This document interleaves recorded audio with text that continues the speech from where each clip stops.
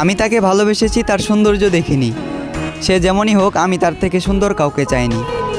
তার মুখ থেকে ভালোবাসার কথা শোনাটা ছিল আমার জীবনের শ্রেষ্ঠ উপহার।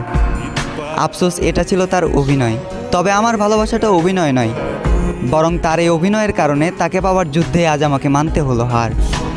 একটা সময় হাসির রাজ্যের রাজা ছিলাম, আজ সেই হাসিটাকেও হারিয়ে ফেললাম। আমি জানি আমি তার প্রথম নয়, বরং দ্বিতীয় ভালোবাসা ছিলাম। তবুও সে চিন্তাবাদ দিয়ে তাকে ফুলের মতো আগলে রাখলাম। আফসোস, সে ফুলের কাঁটাতেই আমার জীবন গেল, যে ফুলটা একটা সময় আমাকেও ভালোবাসার কথা বলেছিল। খারাপ তো তখনই লাগলো যখন দেখলাম চোখের সামনে অতি আপন মানুষটা হয়ে গেল পর। চোখ দিয়ে ঝরল বৃষ্টি, বুক দিয়ে বয়ে গেল কালবৈশাখী ঝড়।